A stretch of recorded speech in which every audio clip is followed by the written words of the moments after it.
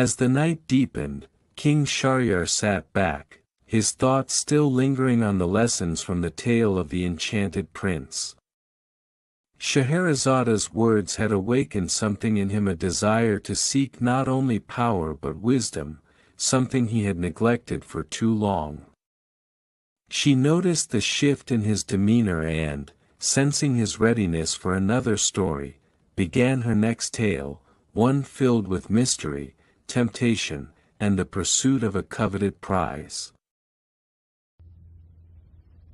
O King, not all treasures are truly worth the cost they demand. Sometimes, the desire for what is beautiful and rare can blind us to the consequences of our choices. Let me now tell you the tale of the Golden Apple, a story that speaks of temptation, desire, and the price of seeking what may not be ours to claim. In the land of Masra, there lived a wise and prosperous king named Malik.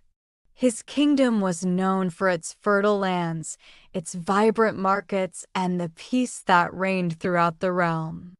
Yet, despite his many blessings, King Malik harbored one deep, regreta longing for something he could never possess. For many years, King Malik had heard of a fabled treasure, a golden apple that grew in the farthest reaches of the kingdom, in a garden that was said to be guarded by fierce creatures and enchanted by powerful magic. The apple was said to grant eternal youth and beauty to anyone who consumed it, making them the most beloved and admired person in all the lands. King Malik, though wise in many matters, was not immune to the allure of such a prize. He had ruled for many years, and while his kingdom prospered, he had begun to age. The lines on his face had deepened, and his once black hair was turning gray. His thoughts often lingered on the idea of the golden apple and the promise it held: youth, beauty, and the admiration of all. Despite the warnings of his advisors and the tales of the perils surrounding the apple, Malik could not shake his desire for it. He called for his most trusted warrior, a man named Shahab, and commanded him to embark on a quest to find the golden apple and bring it back to the king. Shahab, though loyal, was hesitant. "Your Majesty," he said, "many have tried to find the golden apple, and none have returned. The journey is fraught with danger, and no one knows what forces guard the garden. But if you wish it, I will go." And so, Shahab set forth on the perilous journey. For days, he traveled through forests thick with ancient trees, crossed rivers swollen with the rains, and climbed mountains that seemed to touch the very sky. He faced many dangers, from wild beasts to fierce storms, but he pressed on, driven by his loyalty to the king.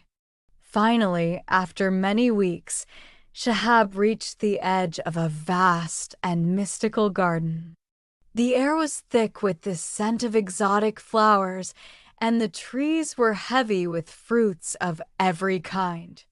But in the center of the garden, surrounded by a shimmering pool of water, stood the golden apple tree. Its fruit gleamed in the sunlight as if calling out to him. But as Shahab approached, he saw something that made him pause. The garden was not empty. Fierce creatures, part lion and part serpent, guarded the tree, their eyes glowing with a strange and ancient power. Their roars echoed through the garden, and the ground trembled beneath Shahab's feet. Shahab knew that to approach the apple would mean risking his life. But his loyalty to the king pushed him forward. He could not return without the treasure.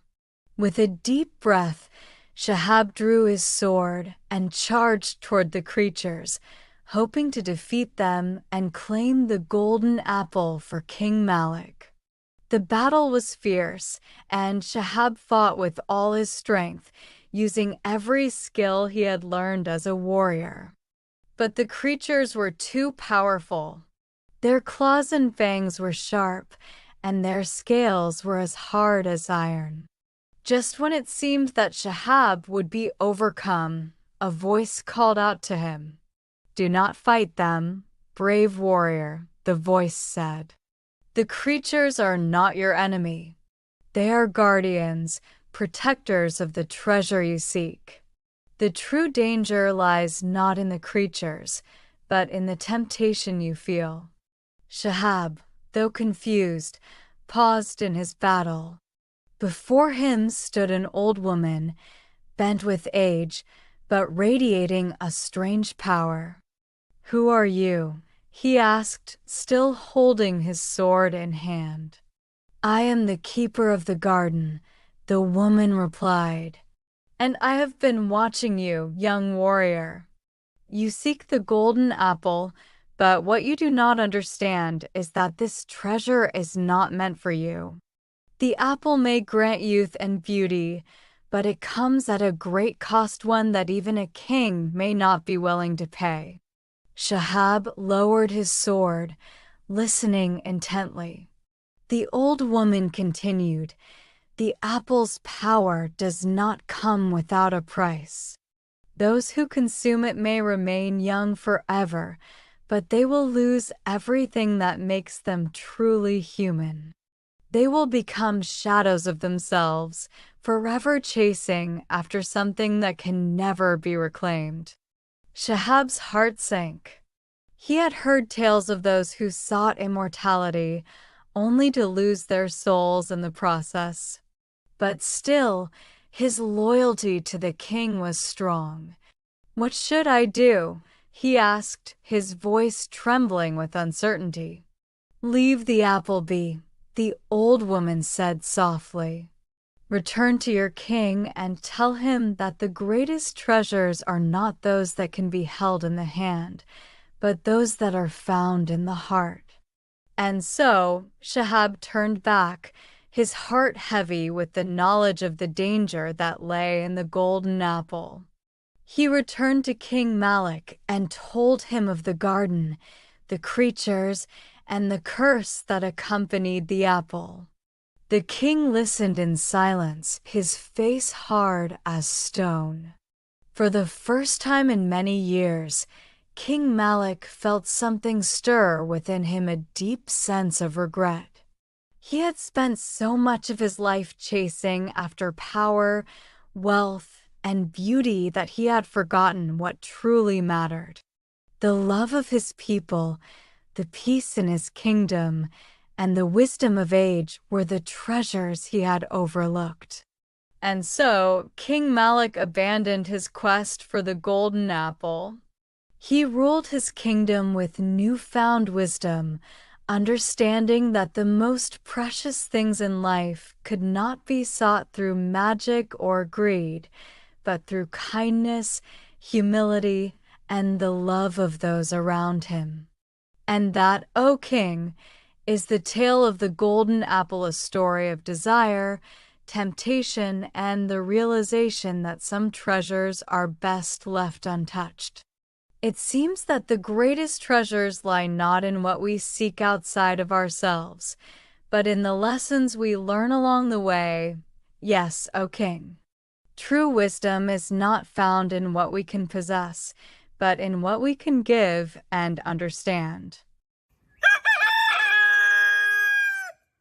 When Scheherazade heard the rooster crow, she decided to stop telling stories.